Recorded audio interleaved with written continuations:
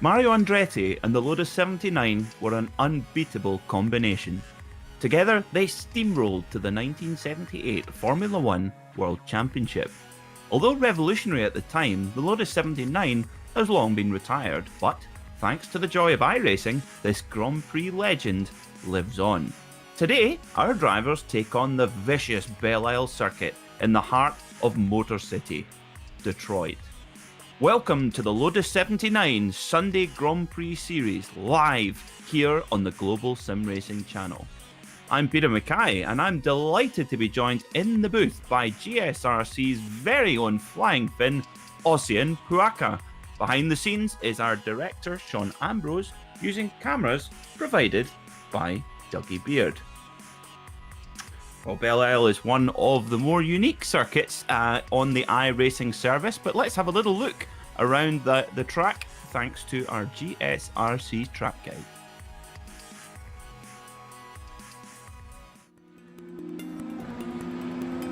Welcome to the Belle Isle Street Circuit. Situated in a beautiful park on Belle Isle itself, it rests in the Detroit River, sandwiched between the Motor City and Canada. With it being in the far north of the Midwestern United States, as you'd expect, harsh winters make this a bone-jarringly bumpy track. It's most known for IndyCar's yearly visit, but has also seen IMSA hold rounds here lately. The 14 narrow corners only add up to a mere 2.3 miles in length, but it can tend to feel like a lot more just from the sheer stress of keeping your car out of the walls. Runoff is non-existent in the majority of corners, so mistakes tend to be punished with race-ending damage. The dangers include the tight and twisty fountain section with its rapid-fire set of bends, and the frightening turns 12 and 13, which end the lap with two swift kinks. However, the most notorious spot on the track is the exit of Turn 2, made famous by collecting the Corvette pace car into its hungry walls one year. The first two turns are a quick chicane, so the extreme change of direction, plus the rise in the track as it crosses over a creek, means grip and balance can disappear in an instant. While the setup of the car can sometimes help lessen the annoyance of the bumps a little, what this place all comes down to is driver skill and daring. Precision will pay off with the close proximity of the barriers. While it isn't a stroll in the park for drivers, fans get to enjoy the beauty of the scenery all while watching some of the most thrilling racing an American street course has to offer.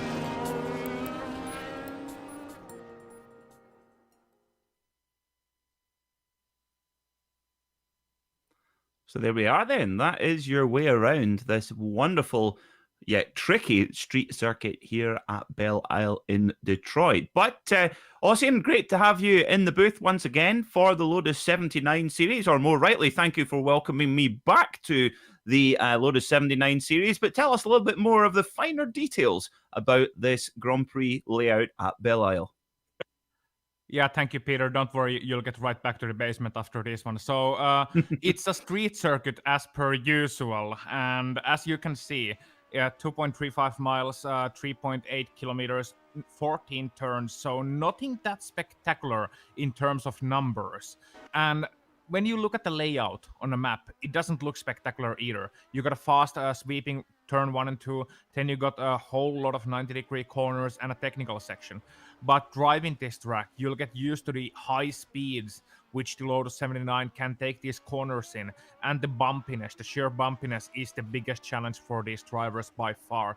Because these cars, I'll tell you, they do not absorb bumps nicely at all. You have such a stiff suspension and such a stiff chassis that it's just not a nice feeling going over the bumps. So you'll feel like you've been riding a horse for 2 days after you're done with this race.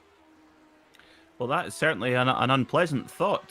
So let's have a look at our driver standings. Well, it's very close at the top. It's Alex Millward on 356 points with Thomas Simon only 16 points behind. And series veteran Gernot Fritz just 29 points back, so he's far from out of it. The Finn Teemu Vaskalampi is 55 points back with Mike Razimus 56 points back. And in the team standings, let's have a little look how we're doing. At the top, it's Parmalat Racing Team of Vaskalampi, Costa and Herner, leading by just 21 points from Candy Team Tyrrell. In third is the Albalad Williams Racing Team. Quite fitting after that team being sold to an American company this week that we're here in the United States. Fourth at the moment is the Warsteiner Arrows Racing Team, my favourite team, given they're sponsored by a brewery. And finally, in fifth is Team Essex Lotus, 108 points further back. So, Ossian, what's the trick? You've won a race here in the Camel GT series. What's the trick around here, and what is going to be the tricks for these drivers in this race today? Well, as we are looking at the race details, I'll tell you the trick is very simple. It's round 11 out of 13. We got 33 laps, and you have to be in the first place after those 33 laps are completed. I know it sounds very complicated. I know it's very difficult, but essentially the trick is to complete this race in a faster time than everybody else. We got open setups to help with that, and then you got 17 incidents to a drive-through and 25 incidents to a disqualification. So you got to avoid those as well. Those getting disqualified from a race, Peter, it really hurts your chances at winning, I find.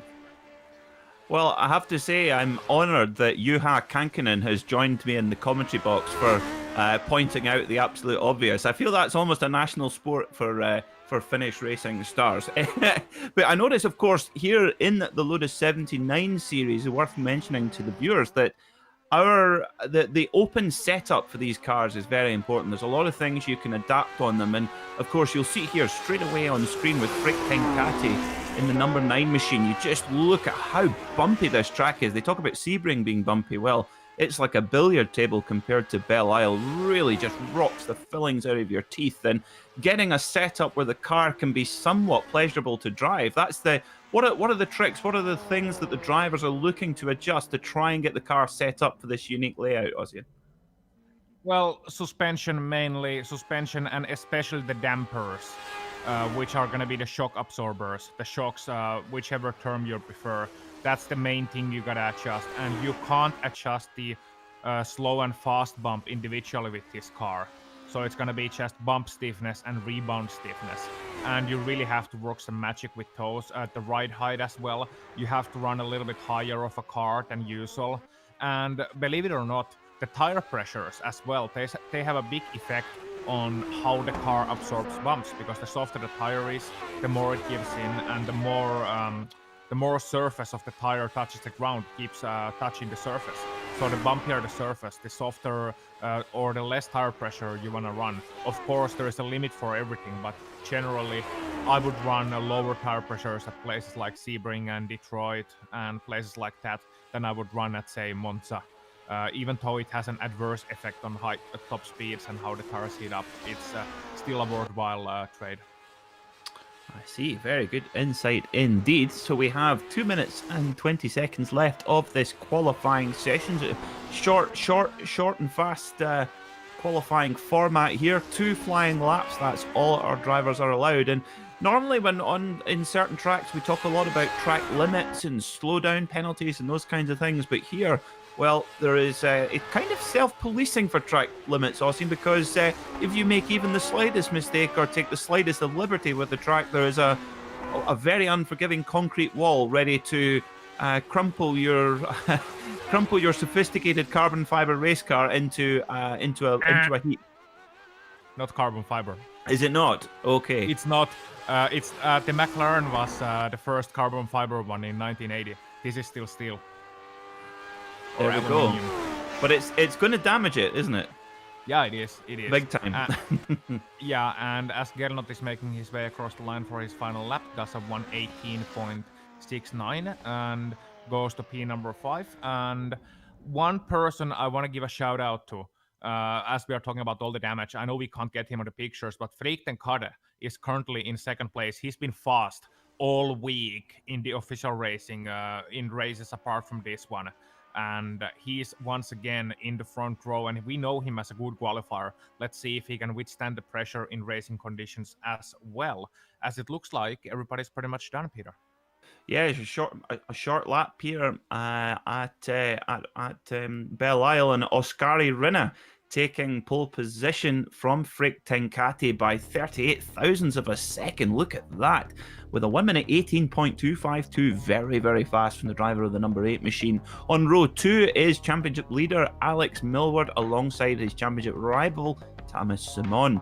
Row 3, Gernot Fritsch alongside Steve Bycroft, who got his first win of the season last time out at Summit Point. Row 4 is Mike Razimus alongside A2 Vino Kangas, and row 5, Carl Villeneuve and Severi Seppa. How is outside the top 10 looking, Ozzy? Well, Peter, it's Pauli Partanen in 11th place, had a great race at Summit Point. Juan Costa starting alongside him as well fast there. Serious veteran Barry West starting 13th. Let's see how he can handle these bumps. And Oisin Walsh starting 14th ahead of Paul Williams and Derek Rolwell. Roman Pawlowski starting 17th ahead of John Stevens, Andrew Dixon, and Alan Balacino rounding out your 20 driver field. And I'll tell you what, 20 drivers, that's just enough to have a good race here, really. I don't think we would need, say, 30. No, that's absolutely true. We were talking about that before we came on air. Of course, this is one of the iRacing official series where anyone can roll up and turn up and have a go. And this is the top split. So this is the top 20 drivers out of the 40 or so who entered. So we're waiting for the drivers to take to the grid. Freak Tenkati there in that blue and orange machine. Very patriotic Dutch colours. He's running there. You see all the drivers pop onto the screen right now. Very tricky first section here at Belle Isle. Very, very tight. You got quite a quick right into a slower left and then onto the back straight, and then a very, very tough 90-degree right-hander at the end of the straight. So what you're looking at here on screen in the Lotus 79 series, some of the best drivers anywhere in the world in sim racing. Very good discipline from all the drivers, but sometimes the laws of physics take over, and it's a very tight layout here at Detroit. These are very fragile race cars and very high speeds, so expect action here at Detroit Belle Isle.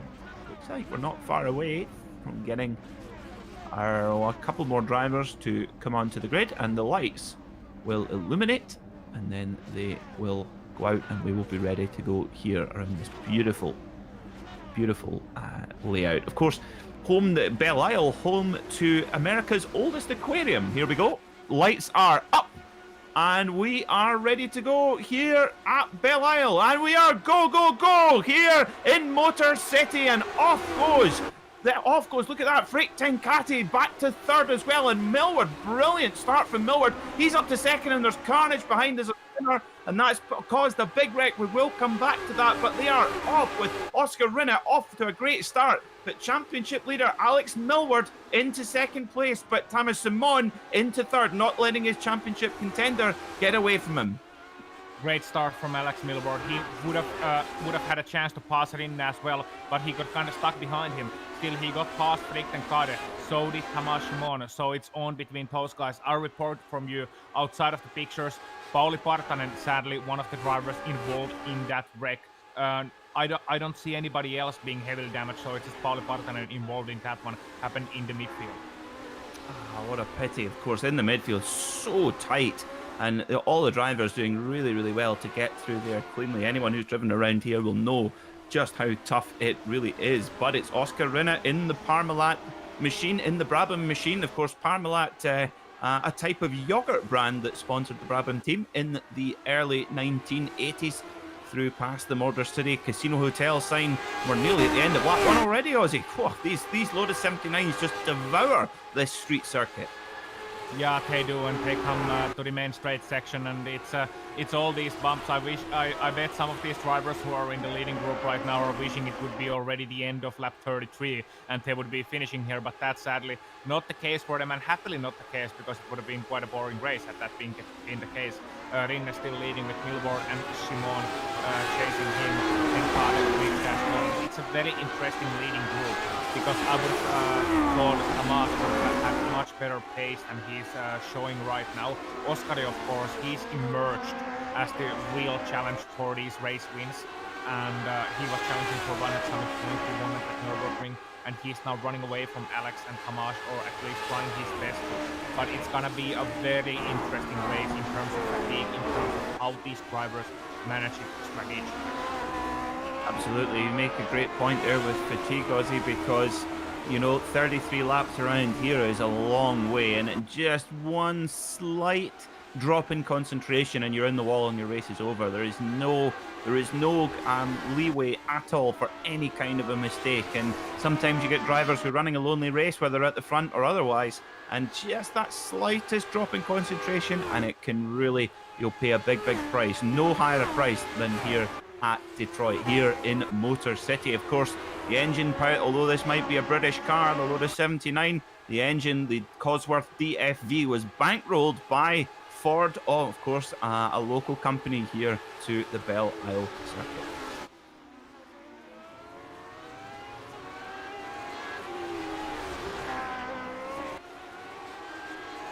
So let's take a look at a replay then of lap 1. So we're waiting for the lights to go out. Off they go then. Let's see, we're looking at Pauli Kalevi Parkkinen. He's the number 14 machine, and just comes straight across there. I don't know if he saw there's a driver on his inside there, and that is just a typical turn 1 incident at Detroit, at Belle Isle. Yeah, what is that? How did you see that one, Ozzy? Just a racing incident? Yeah, Paul Williams was the driver on the inside. I think Paul saw an open door here. Pauli, on the other hand, saw Carville New being slow ahead of him, tried to take the inside line, took it a little bit too late, and Tamas Shimon has a problem. Tamas Shimon is very slow and he has fun, and it's at the end of the back straight. Here we see we are running on board right now with the driver behind him. I think we're running on board with Rasima, so that's Simon. Yeah, he's coming to the corner, braking too late, and he's gonna boom, back end into the wall. And that's once again that Tamas Shimon has taken himself out of the race. So his championship campaign not gonna be faring well after this one. We see another look of it, just braking too late into the corner, spinning around, and that's a rare mistake. And everybody's doing a great job avoiding him. So that was really close. I think he got his nose clipped. You can see the front right part of his nose cone there. He's been hit by the yellow car that came past him. So, that's a disaster for Simon, because he was getting to be really close to Millward in the championship. And oh dear me, that's his day over. Look at the state of that car.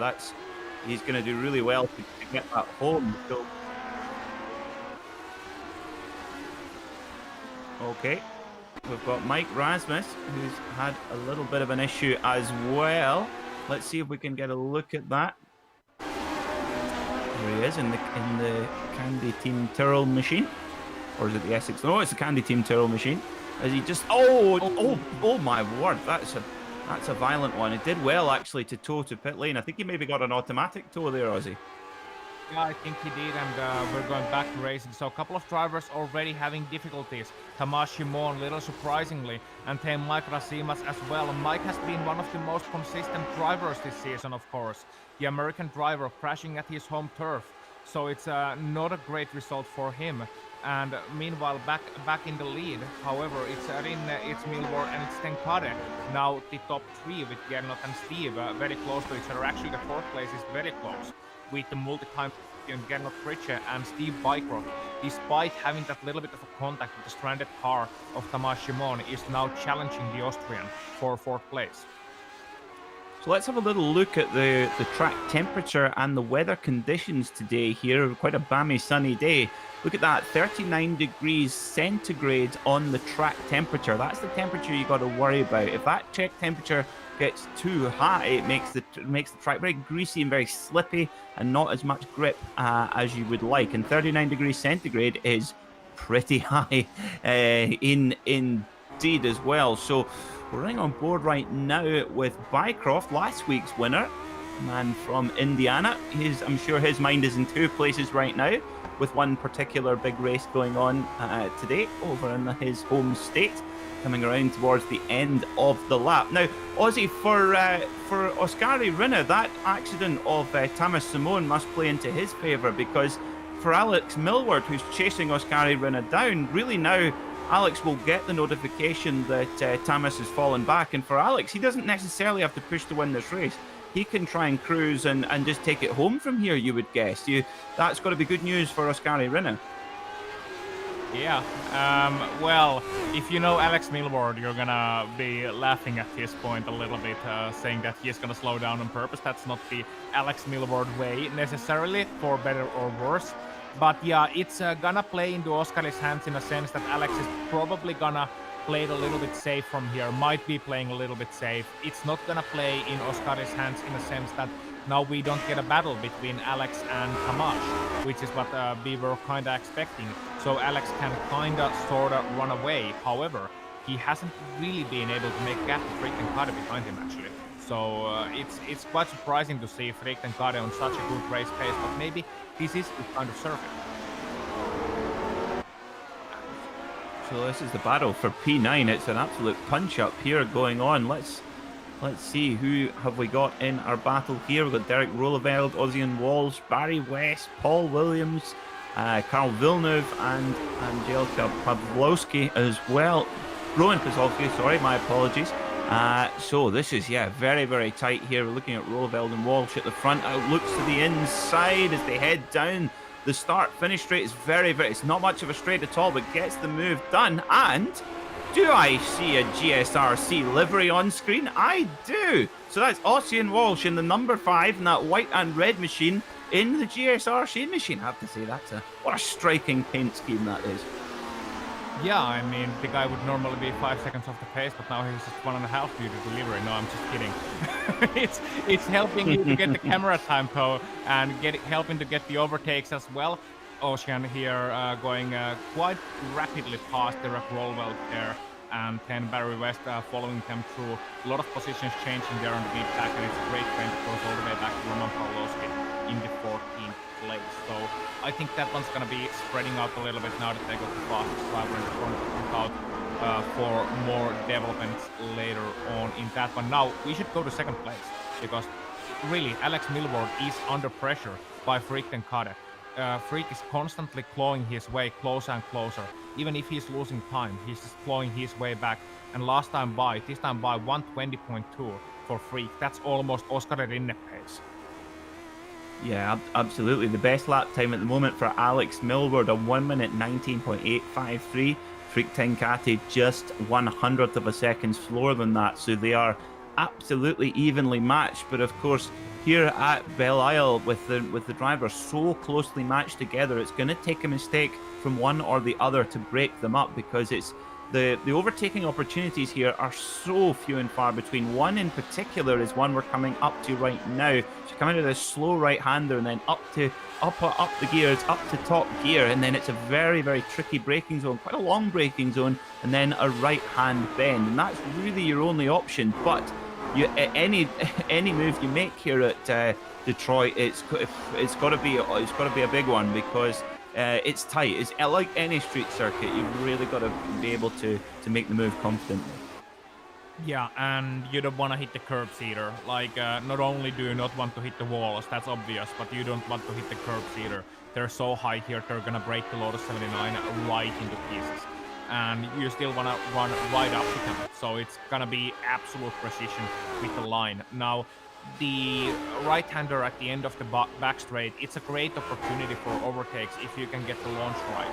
But it's not so great if you send it up to the inside, because it narrows down so much. I think turn number 3 is even a better one, because you come through 1 and 2, you get the draft all the way from the main straight, you come through 1 and 2, and then you can potentially look down the inside or even the outside here and have these couple of 90-degree corners to make your move in.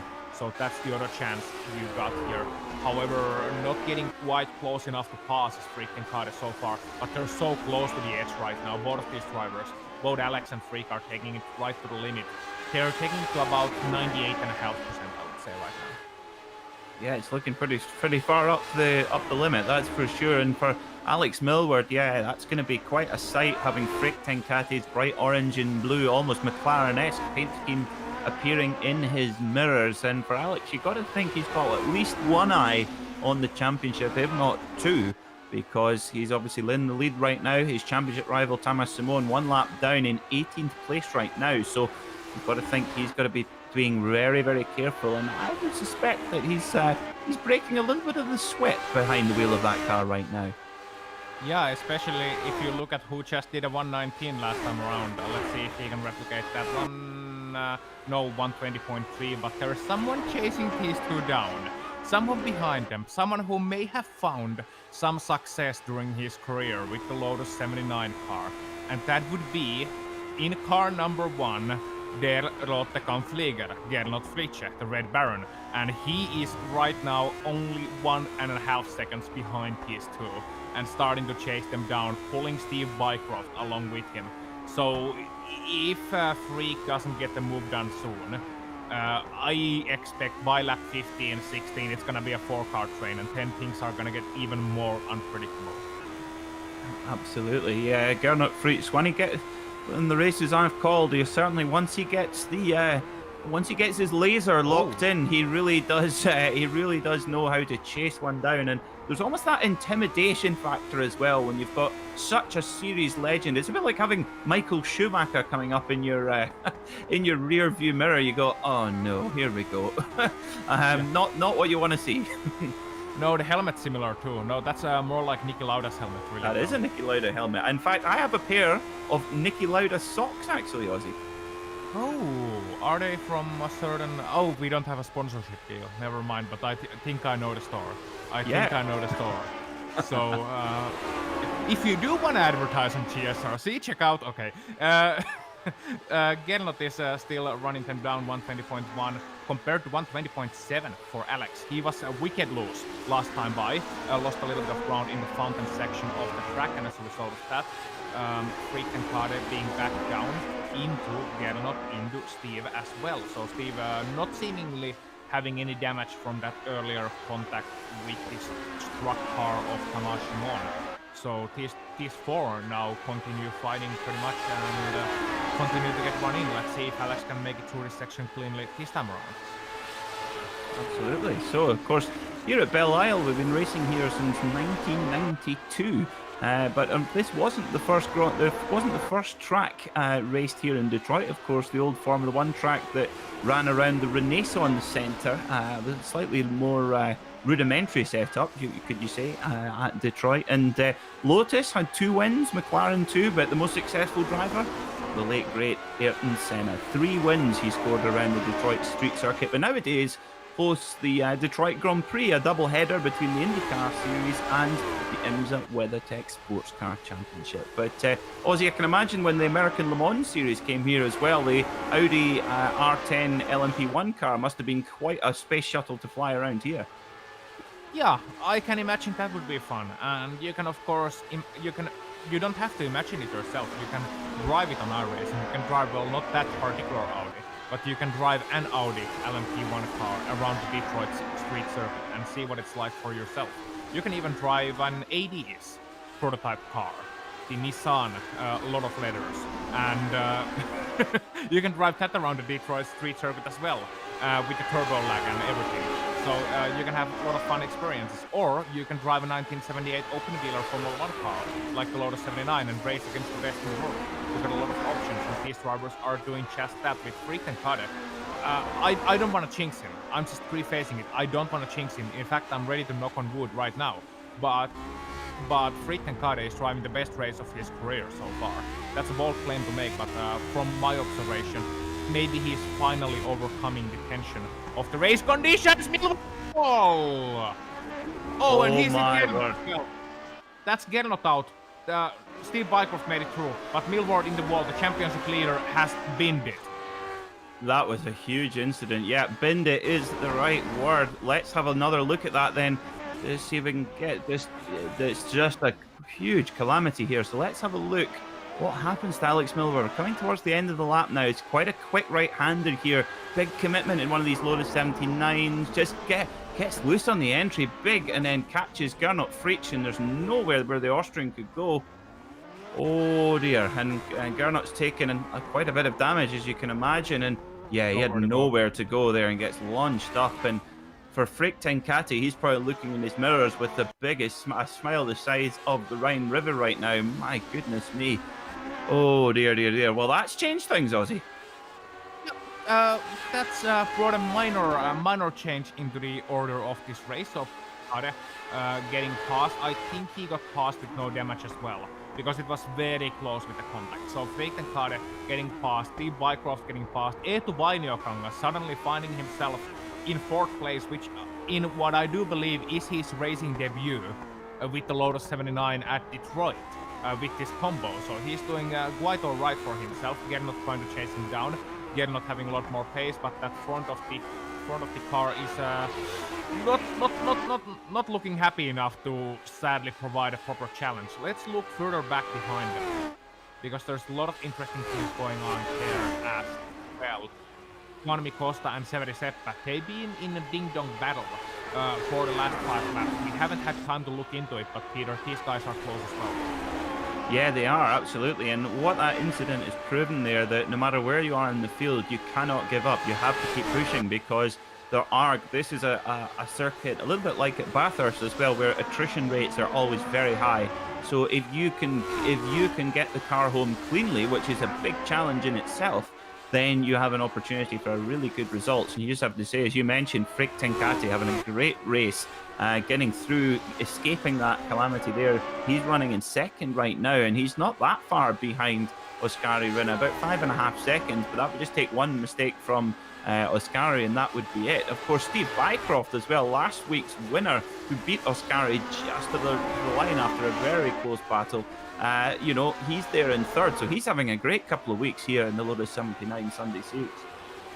Yes, and Bycroft, of course, is a veteran. He's a past champion in this series, I do believe. So he's one of those drivers who really has the consistency. Last week he was almost sheepish. He was almost sheepish about his win, saying, kudos to Oskari for not punting me out, and he was so much faster, and I didn't deserve the win. And I said to Steve after the race, look, Steve, you don't have to be sheepish about it. You were the first across the line. That's what matters. That's all that matters in racing. No matter how slow you are. In fact, the slower you can win the race, the better you are. I think it was Jackie Stewart who said this, and you would know her because you're such an encyclopedia of racing knowledge. You would know. I think it was Jackie Stewart who said the objective of a race is to win while driving as slow as possible. Yeah, it was something to that effect, and I think he learned that from Jim Clark. There's kind of a legacy with Scottish drivers, Jim Clark passing on to Sir Jackie Stewart, and then further down as well. And if you ask Sir Jackie Stewart who he prefers between Alain Prost and Ayrton Senna, he'll say that Prost was the more complete driver because Prost was capable of doing that. And I think it's very, very relevant to the contest we're watching today, because these cars are very, very fast. They're very difficult to set up, and this is a really challenging circuit, and of course with no room for error whatsoever. So if there's no point going at 101% and then making an error and wiping out when 98% could be good enough. And we're seeing that already. A lot of drivers who we don't necessarily see up the front all the time, because they're keeping the car clean, they're climbing up the order. Yeah, you got a lot of great Scottish drivers who passed on the legacy. You mentioned Clark and Stewart, but I think David Coulthard took that thinking a little bit too far. I won't have that. I won't have that. He was unlucky. David Coulthard was very unlucky because he was. He's going to win it next year. He was very unlucky because he was in a winning car at the time when, to be honest, he was. And this is absolutely true. I think he was a teammate with one of the all-time greatest drivers of all time, Mika Hakkinen, and well, I think anyone who'd been Mika Hakkinen's teammate at that time would have struggled. Yeah, well, he's well, I was always, as we are watching Oskari Rinne, I was always wondering how David Coulthard fans felt when he was, in the winning car, but playing the second fiddle, so to speak. Now I know with Valtteri being the teammate of Lewis Hamilton, of course, and we had the double trouble with Kimi being Sebastian's teammate. But enough about modern Formula One. Let's go back to the 70s. It was a far better time back then, and. With our leader, Oskari Rinne, 119.8 last time around. He's just cruising at this point. 6.3 seconds back to Frick Tenkate in second place with Steve Bycroft in P number 3, and these two are running similar lap times. But interestingly, Eetu hasn't dropped Gernot at all yet. Gernot is still there. He is still 7/10 away, despite all the damage, and I think that comes down to pace. Gernot would be capable of running 119s if it weren't for the damage. So we can assume the damage is doing about 1.3, 1.4 seconds right now to Gernot's pace, and he's in dirty air, but he's still in there, and he's still fighting. And that just goes to show you why he's the multi-time champion. He hasn't lost his spirit. He knows there are still great points in here. Absolutely, yeah. Particularly, I'm sure it went through his mind that was Alex Millward who was definitely out of the race, had more than enough damage to take him out of it. And Gernot's just got a little bit of, you'll see it there on the front wing, which will be causing him some issues. And you know, his best lap time is a 1 minute 19.961, and his current lap time 1 minute 21.0. So it's holding him back a little bit, but not as much as you might think. And of course, a 90% Gernot Fritsch is still a very, very, very fast driver. Yeah, that he is. So you can see the damage as they come to view. Frick and Kade, meanwhile, doing the fastest lap of the race, suddenly finding a little bit of pace there. In the second place, 119.6, beat Oscar Rinne's lap time by a tenth of a second, with Mycroft responding 120.0. Vainiokangas 128, Gernot 120.6, so that's a little bit faster for Gernot once again. And there's another driver as well who might get involved later on in that one, depending on how it goes. And that's Juanmi Costa in the sixth place, and Severi Seppa in seventh. They're not too far away from Eetu and Gernot right now. And let's actually go to car number 7 right now, because Severi Seppa is being slowly caught up by Ocean Walsh. Yeah, absolutely. Severi Seppa getting chased down by the white and red GSRC machine in 7th place, in 8th place right now. So we're just watching. This is coming down to one of the major overtaking opportunities down to this tight right-hander underneath the Corvette bridge there, down a couple of gears. Just watch that curb, and then you slide out to the edge, down a couple more gears, and then try to get back on the gas, sliding round all the way. Car with this amount of horsepower is really, really challenging, and then into this bottleneck. It's so tight, almost Monaco-esque. It's almost like a flat Monaco here at Detroit would be one of the best ways I could describe it. But aren't these cars wonderful? Powered by the iconic Cosworth DFV, the double 4-valve engine. They're just a musical instrument. All those wins, 155 Grand Prix wins behind this very engine. Yeah, it is a wonderful engine. You know, it goes to show that when you look at the Lotuses that you have on the iRacing service, you have the 49, which is from 1967, which was the first car to have the Cosworth DFV engine, I do believe. That's correct. Yeah. Yeah, and then you look at the 79, which came out in 1978, 11 years later, and still has the evolution of the same engine. And I think they used it all the way to the late 80s. They did. Yeah, they did, right up until the turbo. It was of course, this is a normally aspirated V8, revs to over 10,000 RPM. It's a wonderful sounding engine. And its first victory came at Zandvoort in Holland in 1967 when Jim Clark won the first time out for the Cosworth DFV. But Graham Hill actually tested it a little earlier in the year at Snetterton in England, and he was quite pleased with it, and he said and I quote, he said, "It really has some squirt." That's a lovely term to use for it. Do you remember who was the last driver to win a race with the Cosi engine? I think it was in 83 or 84. I'm taking a guess here, Ozzy. I suspect it was maybe Keke Rosberg, but I could be wrong. In fact, I'm more than likely to be wrong. I think it was Keke in Dallas 1984. I could be wrong. It could have been one of the Tyrrell drivers as well. But I think it could be Keke. I have to fact check that later on, but it is such an interesting fact that I will have to look it up and bring it up, as we are still seeing these guys battle on. We are still on board with Ocean Walsh. 8th, 7th and 6th all in single picture, with Costa, Seppa and Walsh battling it out with each other. And I'm looking at Seppa, and he's missing some of the apexes just a little bit. He's a little bit more sideways compared to Walsh, who is more planted and who started this race in 14th place, and he actually has a spotter with him, so he has a bit of help from Tucker Minter, I do believe, who's a famous oval driver from the US, and so these two working a little bit together, and Tucker may be saying, look, calm down, you got a chance for a great position, you got the 6th place, you just need to play it right.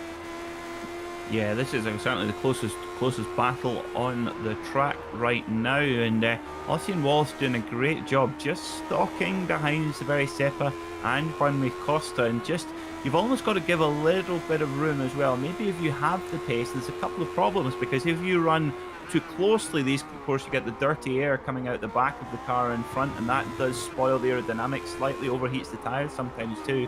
But here, as we saw for Gernot Fritsch discovered to his cost, that if you're running too close and one of the cars in front has an issue, then you don't necessarily have the time to react. So if you can leave a comfortable margin, if you can do that, it certainly helps. You see Ossian Walsh now starting, I think he got a slightly better exit there. He's now right in the draft of Severi Seppa. Is he gonna have a look here? Coming into the tight right-hander here? No, he doesn't. He definitely got a little closer there, I think, Ozzy. Yeah, he did, and also this is gonna bring so much pressure to Severi Seppa. And I'm gonna just pull out a little bit of a fact, because it wasn't Keke, it was Michel Alboreto in 1983, the last win for the Cosworth F1 engine, and it was at Detroit. Well, there you go. That's a good tenuous link as well. So, and just while that comes in, Freak Tenkata now on 1 minute 19.0. That is really super quick from the Dutchman, who, well, he's now, his fastest lap time is half a second quicker than the leader, and he was 0.6 of a second quicker than the leader last time around. But Steve Bycroft has slipped past Freak Tenkata, so Tenkata's obviously made a mistake somewhere. Yeah, he did so at lap 19. He had a single spin.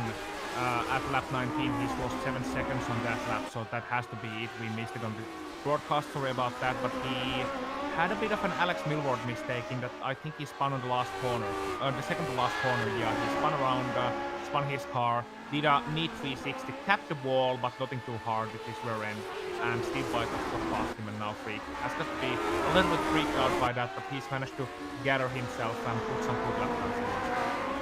Absolutely. Well, he's certainly done that. He's obviously driving angry, and it's clearly working. 1 minute 19 flat, 7/10 quicker than Bycroft on the last lap. So interesting if Tenkate will be able to recover and claim that position back from Bycroft. He'll really have to push. Only 10 short laps of this Belle Isle circuit left, and whoa, you can just tell, even though he's, you can just tell the body language of that car. He's really pushing hard here, trying to hustle Bycroft down. He was 2/10 quicker on the last lap again, so he's definitely catching, but will he be able to catch in time? And of course, as you always say, Ozzy, catching is one thing, passing is quite another. Yeah, especially here. Meanwhile, we still have a couple of battles on track. I was looking last time around, fourth place. Gernot is still close to everyone. He was looking, but the most interesting one is sixth place between Juanmi Costa, Severi Seppa, and Ocean Walsh. We've been looking at that for quite a while now. But oh, and here we have a mistake from Juanmi Costa, and both of them are going to slip by like a dirty toad on a commentary booth. That was a mistake, and that was a pass, and thank you very much. And Walsh gonna look to the inside. Not gonna make it. Yeah, we threw like a slippery eel here, so let's see what happened. Oh, big oversteer on the entrance in. Whoa, well held.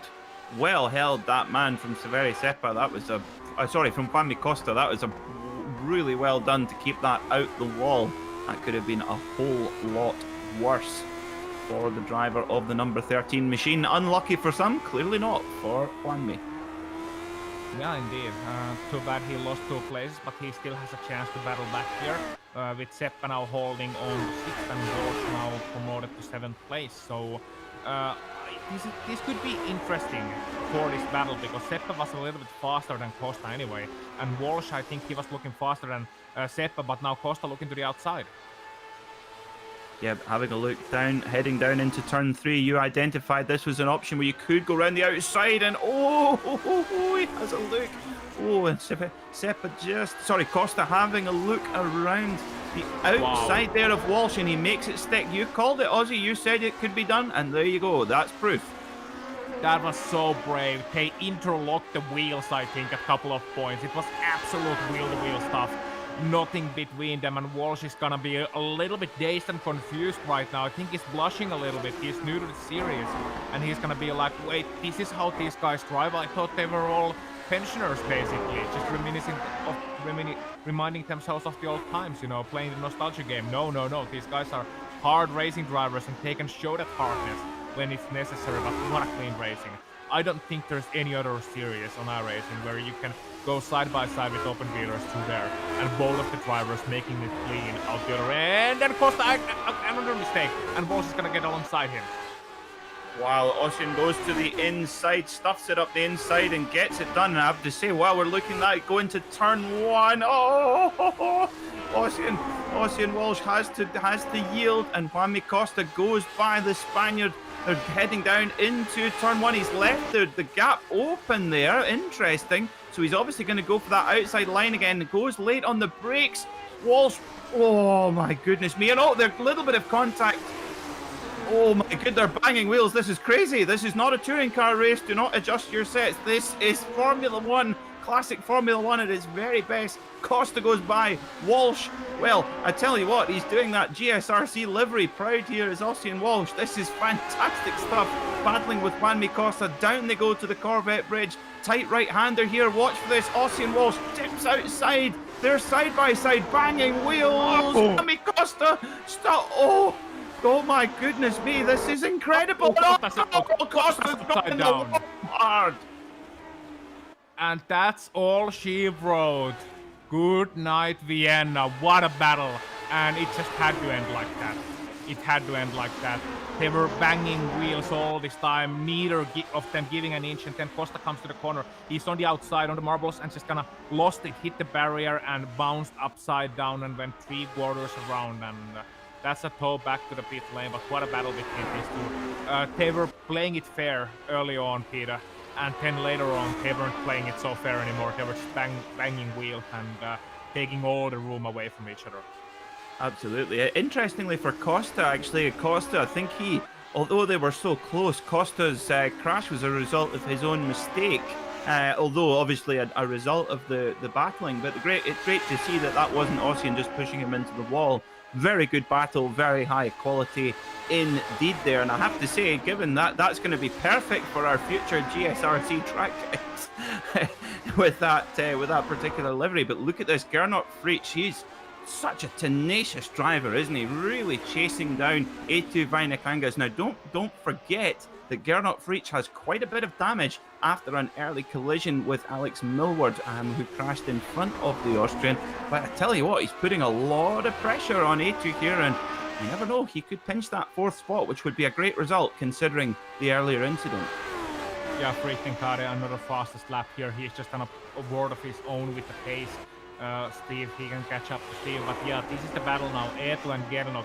And many people, you said Ayrton Senna and Alain Prost earlier, many people have compared Gernot to Alain Prost of this series just because of the way he is a thinking driver. He has aggression when he needs it, but he is mostly a thinking driver, the kind of driver who does exactly what's needed to win. And I think that nose that Gernot's car has right now, I think it's a homage to Alain Prost there. Absolutely, yeah, I have to agree. He really is getting the absolute maximum out of this situation. There was nothing he could have done. The car was strewn across the road, nowhere to go, took some damage and was able to get back going without losing too much time and get back to score some points. And of course, with Millward out and also with Simon out, that means that Gernot Fritsch is in place to score a whole bag of points and heading into the final few races. Well, as a multiple champion, he knows how to get the job done. So this Lotus 79 Sunday Series is turning on its head. Yeah, Oscar Linde just did a 118.9.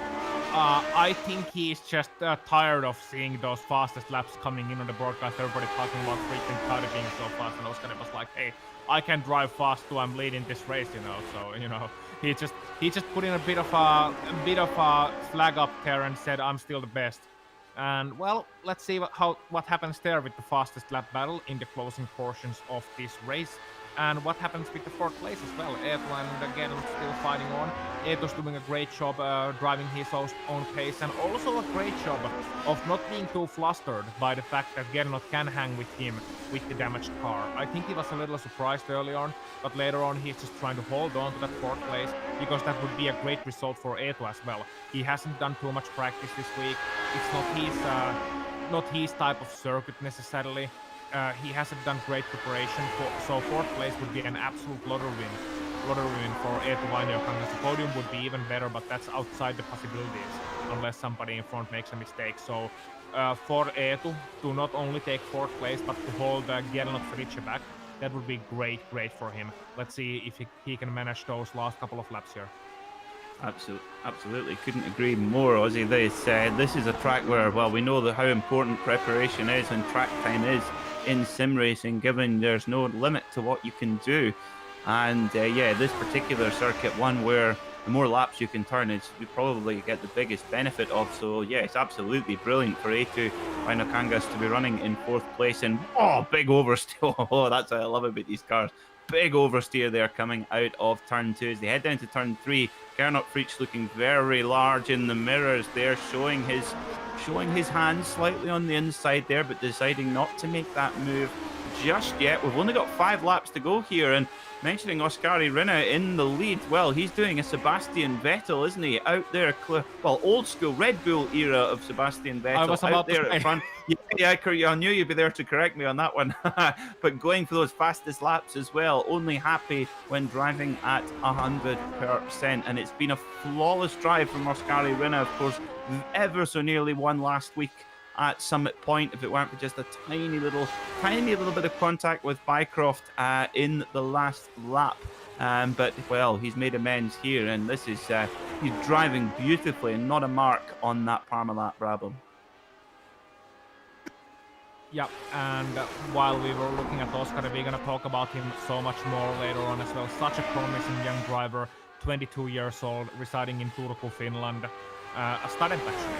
And he's such a nice young lad as well, you know, such a cheerful driver, not the kind of gloomy driver that you sometimes get from Finland, but he's so cheerful and he just wants to win, and I'm happy he's doing well. Meanwhile, 4th place, we got another driver from Finland as well, from a little bit further up north, the man known as Truitti, of course, who is Eetu Vainio-Kangas, and he's ahead of Gernot, and still trying to hold him off to the best of his capability, and the pressure being put on by Gernot, that's something I have to mention, Peter, because it's not the ordinary pressure. You know, you always feel a bit of pressure when you got a driver behind you.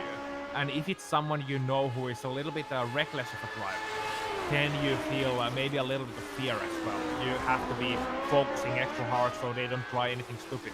Now, Gernot is not a reckless driver. He is a champion, and he's a multi-time champion. But the pressure you feel from Gernot is unlike the pressure you feel from anyone else. I've been there. I've driven both ahead and behind of Gernot. And I must tell you, it's the world's greatest pressure, because you know that he's gonna be there for the long run. He's not gonna drop anywhere. He's gonna be there no matter what you do. So you have to either just go above and beyond your limit and outrun Gernot, which is gonna most likely end up with you in the wall, or you have to beat him mano a mano, one-on-one. Now, of course, Eetu has the advantage of having a car that is not crumbled up front. But that could also add to his pressure, because he knows he has the advantage, and still he's not dropping Gernot anywhere. Gernot's not going anywhere. He's right there. Yeah, he certainly is. Yeah, I think he's maybe losing, just looking at him there, he's maybe losing a little bit down the straights as Gernot Fritzsche. That's surely perhaps a symptom of that front end damage, perhaps. As you say, Eetu Vainio-Kangas really getting on the gas hard and able to pull out of the draft of Gernot Fritzsche. But it's certainly close with 3 laps to go. This could go to either driver, and it's going to take, oh goodness me, that's well, that goes to your point there, Ozzy, that you don't want to go anywhere near the curbs here, particularly in these Lotus 79s. But this is Gernot Fritzsche getting very close through the twisties here. He goes for the wide entry to get the good exit, and he's right on the gearbox of Vainio-Kangas. He's certainly, that pressure you're talking about, he's ratcheting up. He's got Vainio-Kangas. Oh, massive oversteer. Huge oversteer there, but he holds it. Did he hit the wall? No, he did not hit the wall.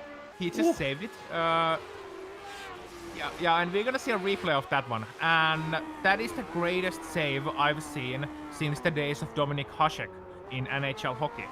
Just look at how quick it is. He's coming to the last corner, and just these hands and the effortlessness of him coming to the corner. Here we go, and just saved it. he made it look so easy. Oh, that was. All I can think of is Finnish rally drivers right now. I know Gernot's Austrian, but my goodness me, that was an incredible oversteer moment. I tell you what, Colin McRae would have been very proud of that one. What a save. What a save in a damaged car as well. There's nothing this man cannot do, the number one Gernot Fritsch. But P1 in this race, well, is Oskari Rinne, who's taking the white flag. So he heads on to his final lap of this Belle Isle circuit around this beautiful 982-acre island. And, well, he is in his own acre right now. He's got no one behind him, 10 seconds back to Steve Bycroft. It really has been a dominant performance from the Finn. Yeah, and meanwhile, further back in P number 5, it's I think there's somebody in the mix of that battle. I think Gernot has somebody ahead of him. Oh yeah, Gernot's in the wall once again. Meanwhile, Severi Seppä and Walsh have passed him. So Gernot has made another mistake outside of your pictures, and he's dropped all the way back. In the penultimate lap, he's in the 7th place. Ah, so yeah, obviously a mistake from the former champion, but look at this between Severi Seppä and Ossian Walsh. Ossian goes to just a jink out there, heading into turn 3, down towards turn 4. It's very tight through here, but Ossian Walsh making sure he's applying the maximum amount of pressure, and if he gets a good exit here out of this tight right-hander, he'll get a good run. So we're going to see the leader coming around the final part. The checkered flag is out, ready to welcome the Finn, Oskari Rinne, and he is your winner here at Detroit. A dominant victory of over 10 seconds. Brilliant drive from the driver of the number 8 Parmalat machine. As we see Ossian Walsh goes round the outside. Is he going to make it stick? He likes that move. He has. He's made it work. Ossian Walsh goes past Severi Seppä. Now this is going to be, he's just got to try and play defensive now. Keep Seppä behind him. Down they go then towards the end of the lap. I think Ossian Walsh might have this. There's a little bit of a gap. Yep, Seppä looks to have stepped back, and it's going to be Ossian Walsh getting a top 5 finish. Brilliant drive from, fittingly, the number 5 driver. Yeah, it is. So he went power round on the last lap. Now Gernot's going to be behind them. Gernot's going to be a little bit slow on the final straight. Is Roland actually going to get him? No, he's not. Gernot just finishing ahead of Ferroc Rolleveld in 7th place. Rolleveld 8th and Barry West 9th. And wow. So here you can see the pass of Ossian Walsh against Severi Seppä. And Walsh looking to the outside onto the 90-degree right-hander, and he had a great run from there, forcing Seppä to be a little bit slower on the apex, and just a great move, just a power move, and forcing Seppä to essentially pull alongside or pull aside. Absolutely incredible stuff. We're going to take a very, very brief break here on the Global SimRacing channel. We will be right back with race results and all the reaction and post-race interviews with the drivers as well. Do not go away.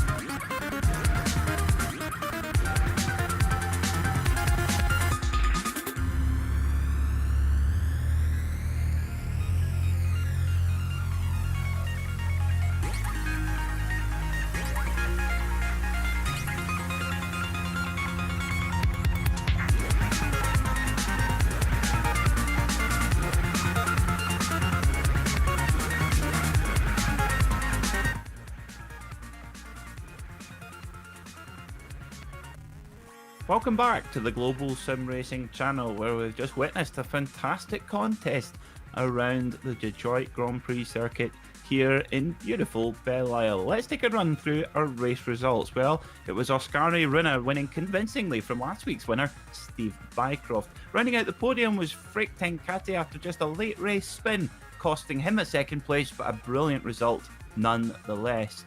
In fourth, it was Eto Vino Kangas doing a great job to keep Gernot Frisch behind him and forcing the Austrian into a mistake. Fifth was Ossian Walsh with a brilliant performance in the number 5 machine. Sixth was Severi Seppa. Seventh, Gernot Frisch, who, although will be a little bit disappointed with his race, getting a good bag of points while his championship rivals falter.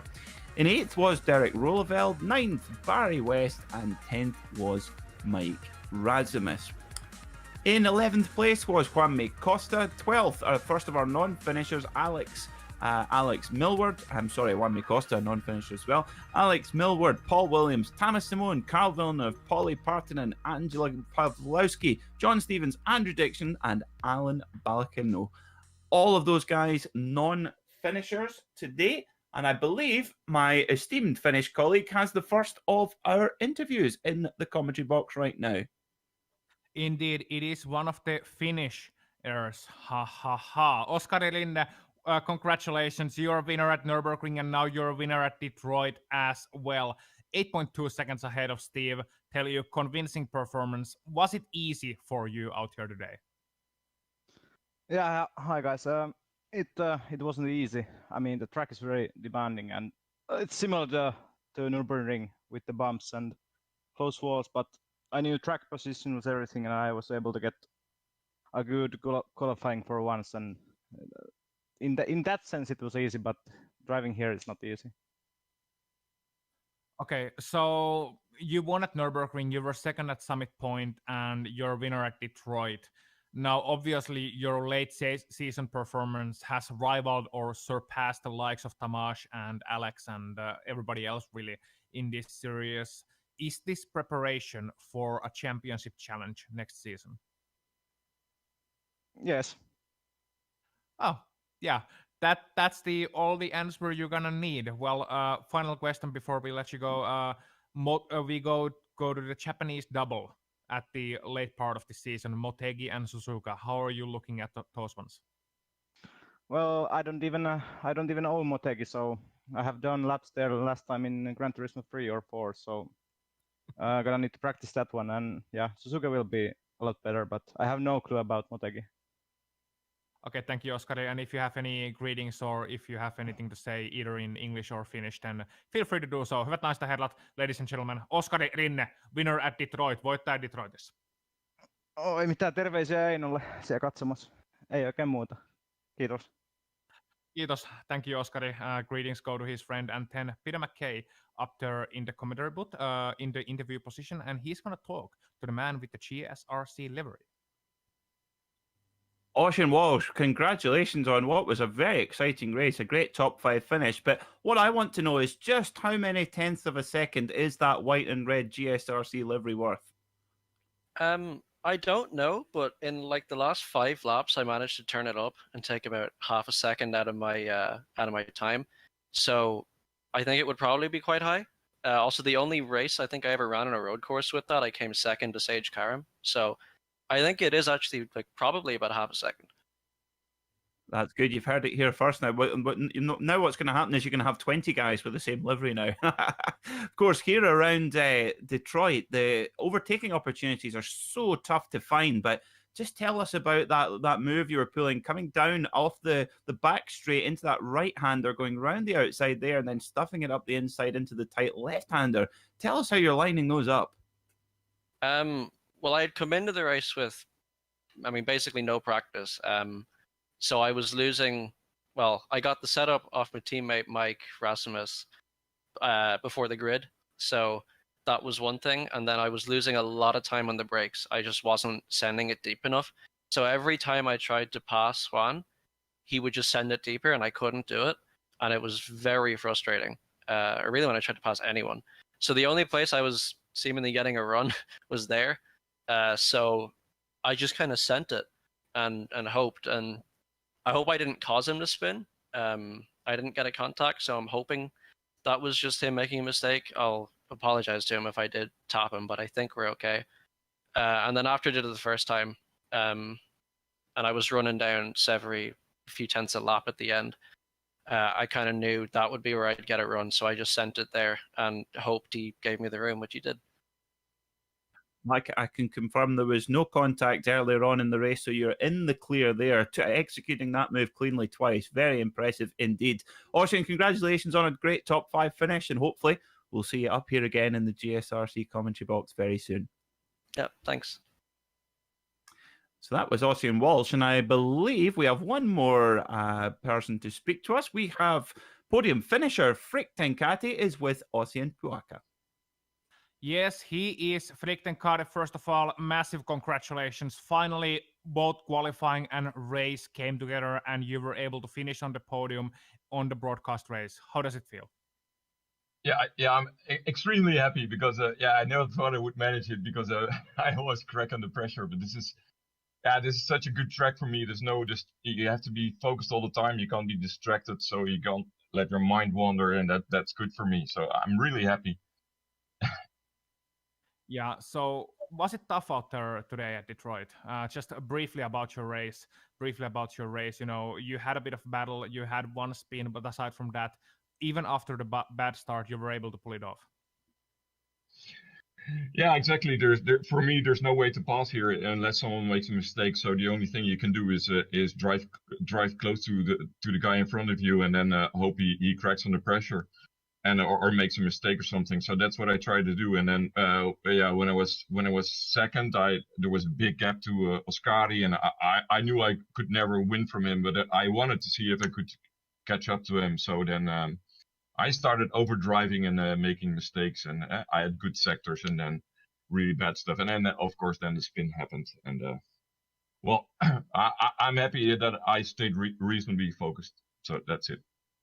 Yeah. That's it, Frick. Congratulations for the third place and finally at the podium. Here's hoping you get many more in your career now that you opened the champagne bottle. Congratulations, and if there's anyone you would like to thank, then feel free to do so. Yes, I want to thank a great guy named Kurt Hunter, CJ Hunter, as he want to be called. He's making my setup, and he's an all-round great guy, and he's helping me a lot. CJ Hunter. Okay. Thank you, Frick Tenkate, and you go and enjoy that. Thanks. So with that, Peter, I do believe that's it for our interviews. And you have some words for our viewers before we let them go.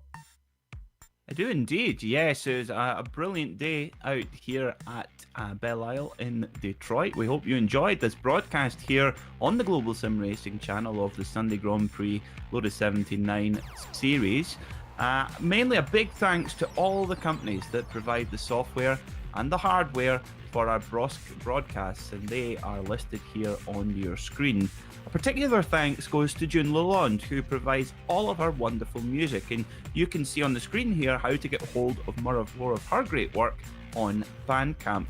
Also, thanks as always to you, Ozzy, Sean, and Dougie for today's broadcast. If you'd like to find out more about us here at the Global SimRacing Channel, including upcoming races, you can find it at our website, which is globalsimracingchannel.com. Also, check out our social media page. We have Twitter, which is at GSRC Channel, Facebook at Global SimRacing Channel, and Instagram at GSRC_gram. You can also represent GSRC at the track by getting hold of some GSRC merchandise, and you can find that at gsrc.storenvy.com. Don't forget to head on over to our YouTube page and hit that big red subscribe button as well, so that you don't miss a moment here on the Global Sim Racing Channel. So you can also check out upcoming races for other series that are listed on your screen right now. Check them out, mark them in your calendar, and we'll see you there. But until next time, race clean, race hard, and we will see you on the track.